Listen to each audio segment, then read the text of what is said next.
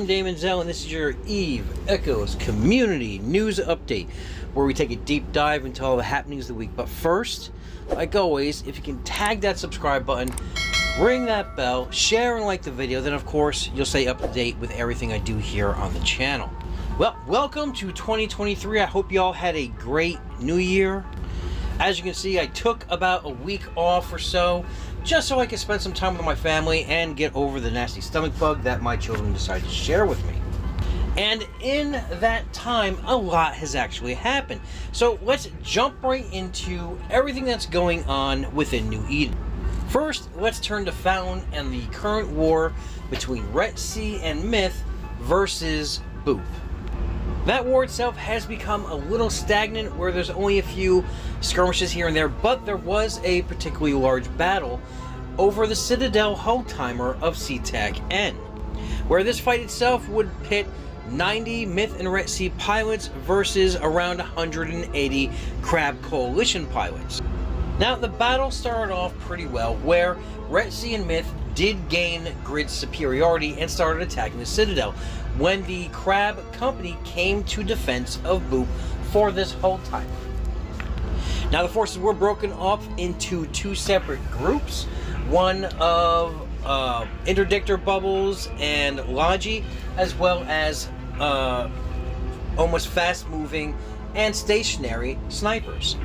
Now, when the main forces of Crabbo came in, they were disjointed a little bit, allowing the side of RETC and Myth to pick off multiple ships. However, when they did get organized, they had a very fast, very effective, fast-moving brawling fleet, which was able to pin down the main DPS force of RETC and Myth in the form of those sniper ships. Now, there were some missteps on the RETC and Myth side, as they weren't able to take advantage of a warp off, warp back in grid, and unfortunately they weren't able to escape that fleet. The fast-moving brawl fleet was led up by a very tanky Rupture interdictor with heavy Logi support behind it. That Hector was able to lock down this fleet, and the Brawl fleet effectively picked apart this fleet. So it was a good victory for Crabco and Boop. I'm told everyone on all sides had great fun. They all wished each other good fights in local and went about their day. Now, I was contacted about the actual number that was on grid throughout local as well. Local itself did grow to a number of 271. Now, that is 96 on the RETC Myth side, and leaving 175 on the Boop and the Crab Coalition side. Now, I am told by a Crabco representative, and we did agree that the numbers on the fight itself could have been a lot closer than what it actually was, because they did show up, Crabco, with the roughly around the same number of battleships as RETC and Myth. They said they showed up with about 70 battleships on their side. This is the Crabco, not including Boop.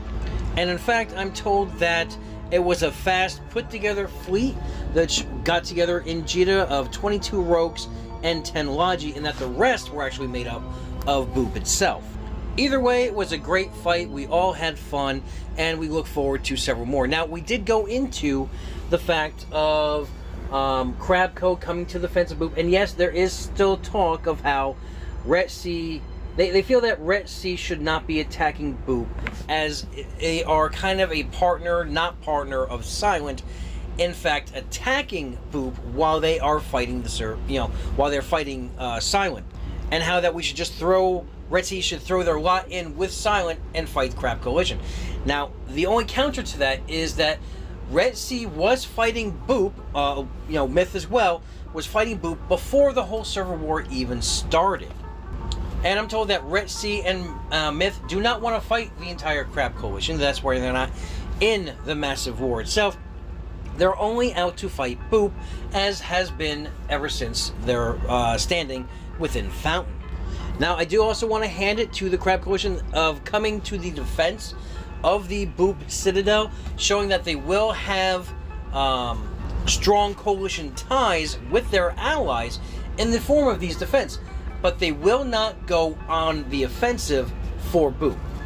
So I would like to give it up, give them a round of applause for that fact that yes, they are coming to defense, but they will not set any active timers against Myth, against RETC for that cause, because it is a separate war. But just as they would come to the aid of anyone in the coalition, Void, the Space Cows, Brethren Corps, they will come to the aid of BOOP. So with that said, let us turn the page over to what's going on currently in the massive server war. And currently right now we are in week 2 of the hellcamp that is VFK. Now this hellcamp did start on the 1st of January and it has been there 24/7 since then. Now in this hellcamp, which I am told it was broken up 1 or 2 times, but not enough to let the prey that is stuck in VFK out. And what I mean by that is just about the entire cap fleet of the Crab Coalition is stuck within VFK. Now I'm not saying every cap is stuck there, but a big majority of that cap force is stuck in there. In fact, Silent has been picking them off as they've been trying to escape since then. The first in that big night, we saw the death of many a cap as this surprise bubbling of VFK happened during a CTA form-up. During the Crab Coalition CTA, if you're wondering what kind of numbers that were happening there, I'm told that Silent put 200 subcapitals and 70 capitals on VFK station, camping the Crab Coalition into it, and when they undocked their subs, they basically proceeded to wipe that fleet out. I'm told they estimated between 10 to 15% of the Crab Company's fleet was able to get out and escape, and the numbers were 350 versus 350. So basically, number-wise, the same, but ship-wise, not.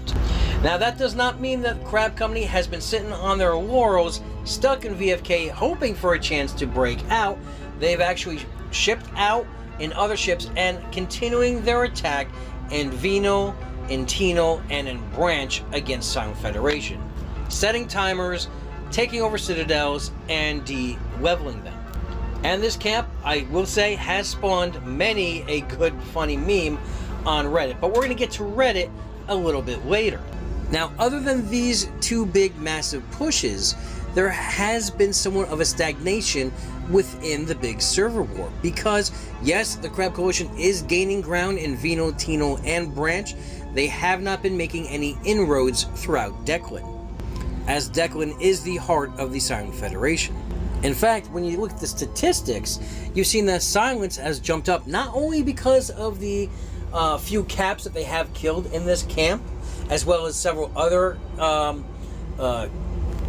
caps that were caught throughout other areas, but the inclusion of kills that happened before the 26th of December. In fact, Mario actually put out an announcement on the 7th on the Echoes.Mobi Discord, basically talking about this point, as well as saying that you might have noticed there was a huge jump in the numbers tonight. Silent told me a few things which weren't made public before, and that would be X Corporation, NILF, and CRB, which were hired by Silent at day 5 of the war and not day 26 as communicated earlier. Now that would mean that all these kills that were attributed to Chunks, that neutral party, which you really don't see in the statistics anymore, were then had to be reallocated due to this contract under Silent. And now that's the rub. That comes in a lot of argument and debate moving forward about the statistics, because this did push the ISK total damages when you don't take in consideration structure costs and everything else, just pure ISK damages that puts Silent back over the Crab Coalition. Now, representatives from the Crab Coalition basically state that, these are inflated numbers and how Silent is using mercenary numbers to inflate their own. However, they are also going on record saying that they have maybe killed 20 trillion ISK, but because their +8 organizations, such as AOA, SOS, are not actually using the kill board or submitting their kills, thusly losing out on those damages themselves. Myself, I'm more of the fact finder, the tangible. If I can see it, if I can touch it, it's real. Because anyone can pull a number out of thin air. Silent themselves can turn around and say, well, you know what, our +8s aren't using this system as well, and you know, we killed 30 trillion ourselves. So if it's not submitted, I can't really count it. And until we have that universal API that the devs are saying is coming this year on the late half, we have to deal with these third-party API systems and the honor system of submitting the death mails and kill mails to be added in. And in fact, Mario himself is imploring everyone to use the command /EE war history and /EE war participants to validate the data on everyone's side. Now, with that said, let's go right into the statistics. Now, obviously, I recorded a bunch of this video prior to, probably 2 seconds. So the war statistics that I had, because this is now a re-recording and editing process, and I had to say again, I had to do this because of the new work schedule and the kids getting sick again, me being sick. But to get all this perspective, I am now re-recording this for the correct stats to be shown, and these are the stats currently right now as of 6:11 p.m. Eastern Standard Time on Saturday, the 14th of January 2023. And as it stands right now, the Demolition Coalition has a total kill count of 11,646 with a grand total ISK destruction value of 11.6 trillion ISK. Now, that consists of kills of 3,812 frigates, 805 destroyers, 1,808 cruisers, 2,136 battle cruisers, 2,117 battleships, 666 industrial ships, the evil number. On the capital side, they have killed 42 carriers, 12 dreadnoughts, 1 fax, and 4 freighters. On the structure count, they have killed exactly 130 capsular outposts and 4 Tech 1 citadels. Now, when we switch over to the Crab Company, their total kill count currently is 10,737, with a total destruction ISK value of 9.6 trillion. Now, that consists of 4,375 frigates, 721 destroyers, 1,318 cruisers, 1,559 battle cruisers, 1,753 battleships, 519 industrial ships, with the capital ship count at 12 carriers, 21 dreadnoughts, 2 freighters, and 1 jump freighter, with the astonishing structure values at 358 capsular outposts killed, 22 Tech 1 citadels destroyed, 38 Tech 2 citadels captured, and 16 Tech 3 citadels captured. And those are your statistics brought to you by Echoes.Mobi. Now, that's not to say while silent camping VFK, that Crab Company is just waiting for a chance to break through. Now, today, the Crab Company did have a bunch of objectives to secure today, and there was a post made stating that they organized in Jeddah, then moved north, approximately a fleet of 500. They went on to say that they successfully defended all their southern citadel timers, not having lost a citadel in over a week. They took offense again today.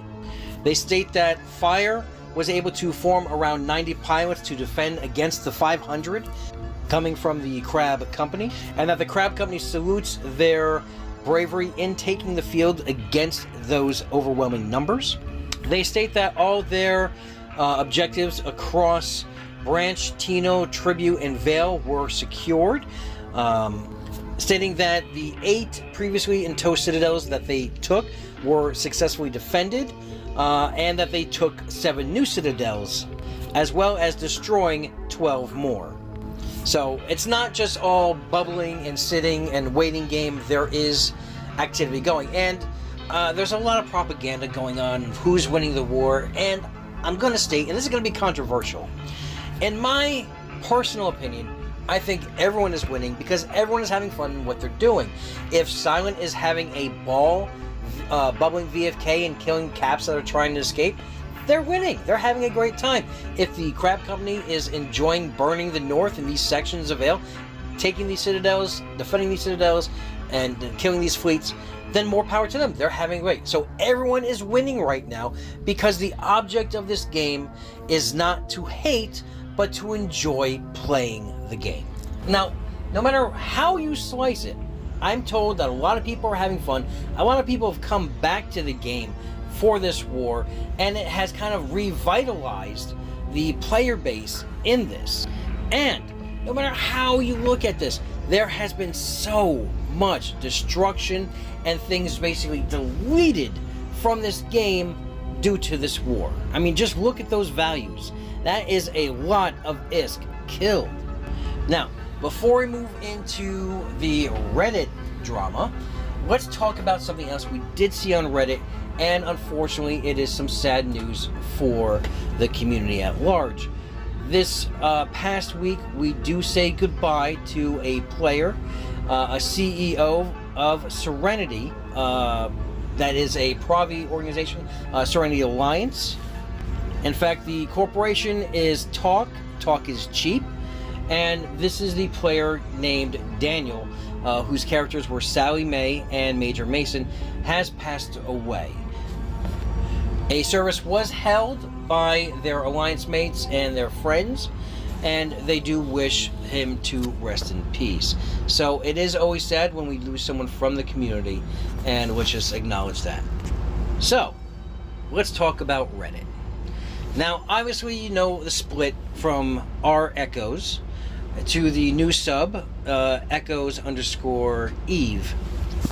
And lately, there's just been some horrible posting, some really bad memes, some good ones too. There are some gems hidden in there, but relatively, there's a lot of shit talking and a lot of propaganda going on because basically the entire server is at each other's throats.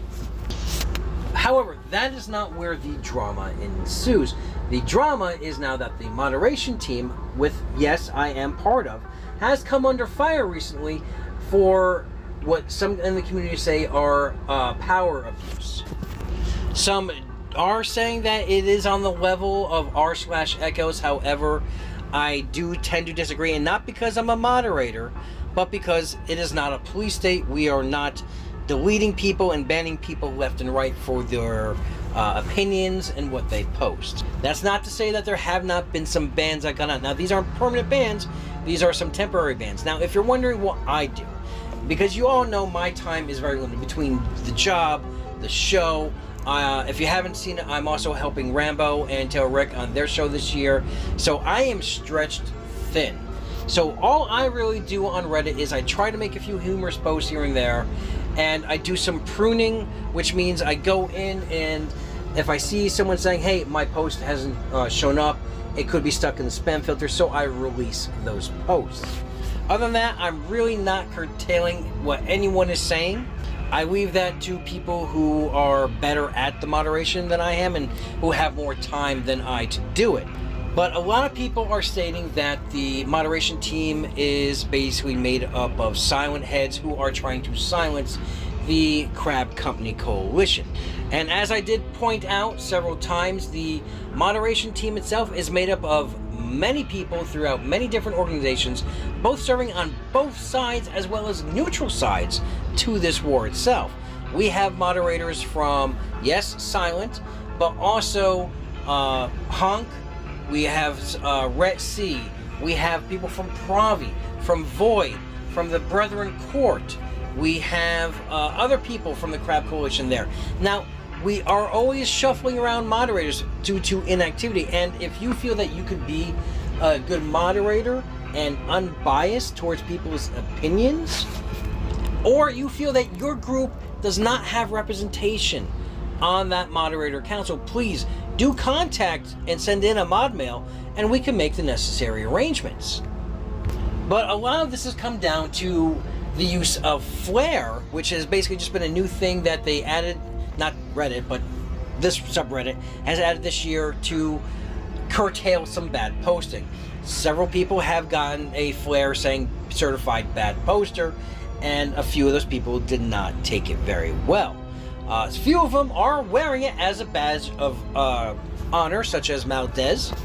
But in the end, guys, this is a video game. It's supposed to be fun, and it's just a bit of humor. And if you are wondering, are the mods talking to each other, or are some mods just running half-cocked, willy-nilly, and locking this and that, and banning people left and right? We do talk on a separate Discord to each other to basically discuss things that are going on. And yes, there was a comment that was blocked and then deleted, but it was by accident, and it was due to Helper Dog's Big Paws, who tried to do it on mobile. He deleted the post by accident, but restored it a few minutes later.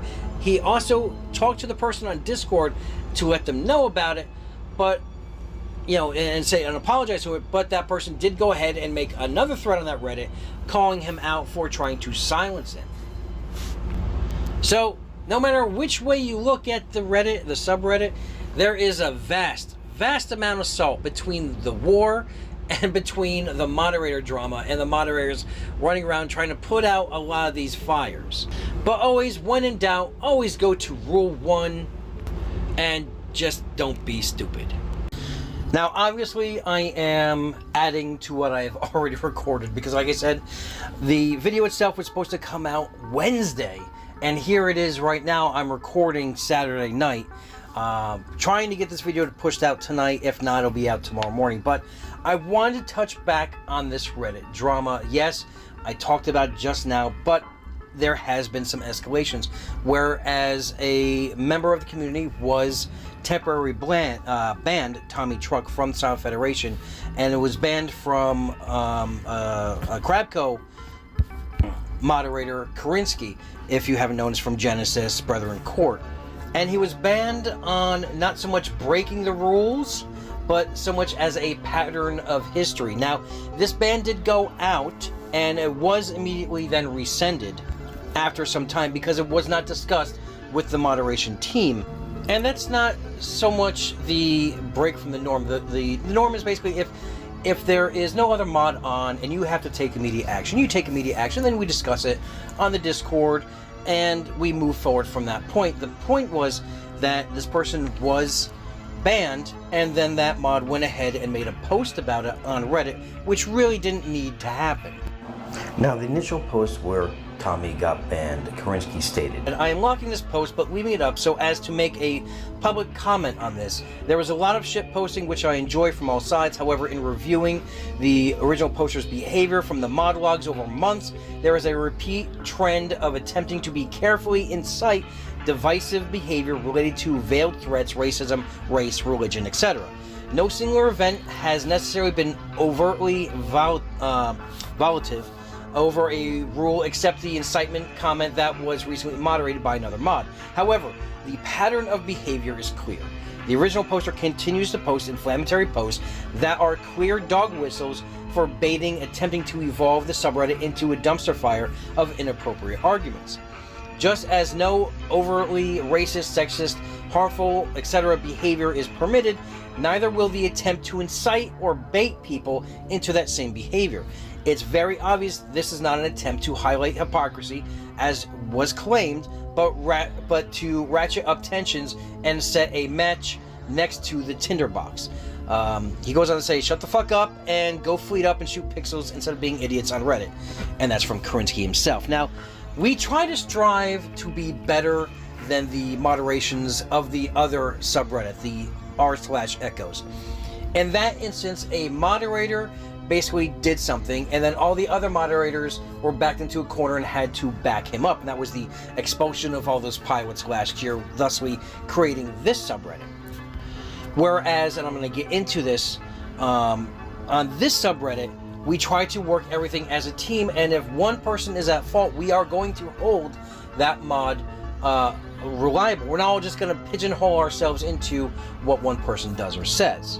Now, one of the hardest working mods in this community, Rep, did go ahead and post right after this saying that, hello everyone, as a moderator team of the subreddit, we want to assure you that we strive to be as unbiased as possible in our decision making. We understand that there are many There may be times when our actions may be perceived as unfair or unjust, but please know that we always have our best intentions for the community in mind. We understand that maintaining a level of quality on the sub is important, and we work hard to ensure that our guidelines are clear and consistently enforced. However, please keep in mind that we are not perfect and may make mistakes, as did Hot Dog the other day, you know, when he deleted that post. Well, we talked about it before, but let me get back into what he was saying here.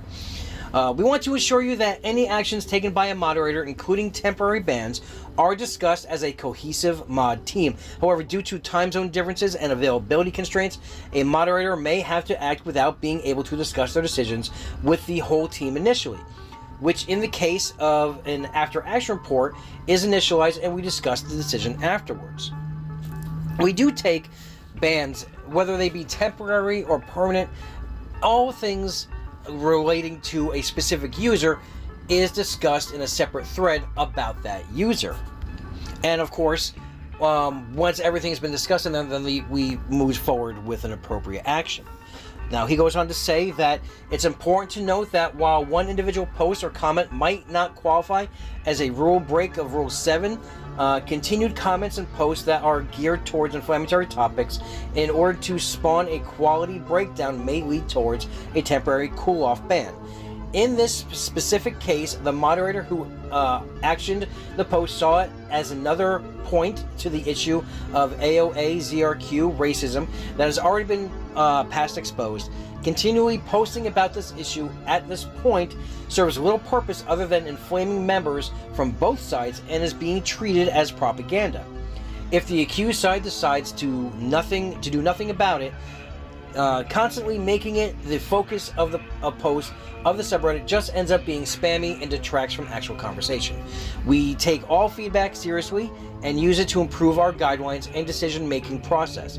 We appreciate your understanding and support as we work towards creating a positive and inclusive community for all. Now, that being said, like I said, mistakes do happen, and since then, Kerensky has tendered his resignation as a mod of this subreddit.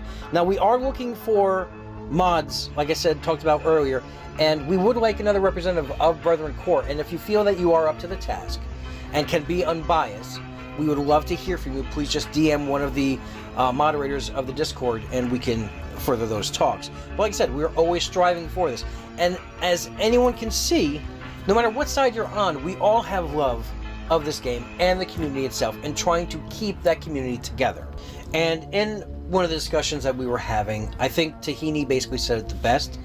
And he states that it's okay, the guy made a judgment call and shouldn't occur again. In the end, the mod team is united in the love for this sub. And I want to close this whole segment on the Reddit drama in basically saying, let's focus it back to the game itself. Let's take a step aside, and this topic's been beaten to death already. Yes, we can't ask, we'd like to ask everyone to get along, but it's not going to happen.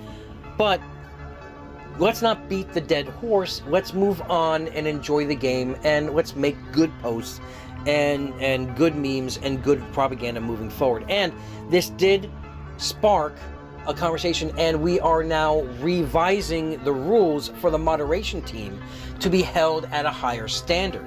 Now, these rules themselves right now are not finalized, and when they do get finalized for the moderation team, I will post them. But it is basically, in essence, you know, we can't do biased things against others, because then it's well, I'm not going to get into it now, but basically it's we are holding our moderators to a higher standard at this point in time.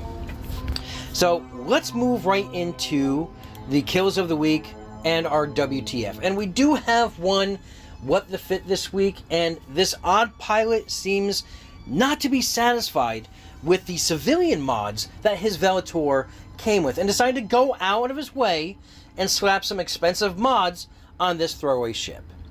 Yes, it was me. And let me just say this, it's surreal having to do a What the Fit on my own creation. And I made 6 to 8 months ago a joke about starting a Nat Doctrine, which was just Velators and Ibises and all these other ships. you know, these beginner ships and just slapping them on with like C types and A types and X types and get like 100 of them and just go out and try to take down Macarios and shit. I thought it would be hilarious. Now, when I did slap on the C-type snubs on this Velotor, they were not selling for 30 million plus each. They were still selling for like 2 million a pop.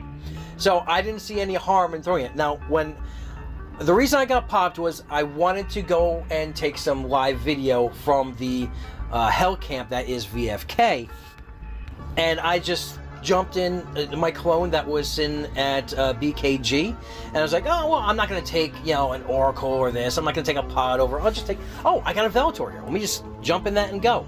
I did not realize at the time that this was the Velotor that I fit for that weird-ass doctrine that I was trying to, you know, come up with. But in the end, it was killed. And as you can see, in the end, I did spend the 22 point whatever it is insurance points to get that snub back. But let's move into the big kills of the week. And Equilibrium starts us off with this 13.4 billion Raven Striker kill. OG comes in next with a 29.5 billion Nestor kill. Loco gets an amazing 75.2 billion Nereus 2 kill. The Brethren Court gives us a 5.1 billion Vindicator kill. The Red Scorpions gives us a 10.5 billion Balgorn kill. AAA Ad Astra gives us a 17.9 Barghest kill. X Corporation with an 18.8 billion Barghest kill. Silent also gets a Barghest kill with a 16.8 billion. Bots 5, Beast of the South, with a 16.8 billion Obelisk Freighter kill. Now, regular freighters I am not putting in the cap kills just because, you know, I don't really consider them caps. I know they are caps, I don't really consider them. Jump freighters I do. It's an odd science, don't worry about it, it's just me. But moving into the cap kills of the week, Loco does get a jump freighter kill worth 75.1 billion. This is a Rhea jump freighter. Beasts of the South also get 2 carrier kills. One, a 44.9 billion Nidhogger kill, as well as a 37.2 billion Archon kill. And finishing us out is X Corporation with a 44.4 billion Moros kill. Alright, now we're going to get to everyone's favorite part of the show. That's your chance of winning a free Omega combo for the solo kill contest, broken up into 2 sections, PvP and Industrial. I gathered all the solo kills that were sent to me via Discord, and if you're wondering, that is the best way to send me your kills. I've also scoured the Auxilla site as well to see if there was any single kills that were submitted there as well. But like I said, the best way to get this is just to straight up DM it to me, or you can also send me in-game where I'll take a screenshot and put it in a special folder. But we have 3 entries in this week for the solo industrial kills. We have Airbus A380-800 with a 2.130 billion Orca kill. We have Good Space Guy with a 2.147 billion Orca kill. And the winner this week is Epicritical with a 4.7 billion Noctis kill. From that, we're going to move right into the solo PvP category, and we have Black Diamond starting us off with a 1.1 billion Mauler Interdictor kill. Augie Oi Oi with a 1.6 billion Ashimu kill. Show Me Your Sits with a 3 billion Apoc Striker kill. Altair with a 3.6 billion Macario kill. Page 1 with a 5.6 billion Oracle 3 kill, and winning this week in the PvP category is Stardust version 2 with a 7.9 billion Balgorn kill. Congratulations on winning the contest, guys. Go ahead and DM me on Discord and I'll tell you how you can get that prize. And that's going to do it for this week's show.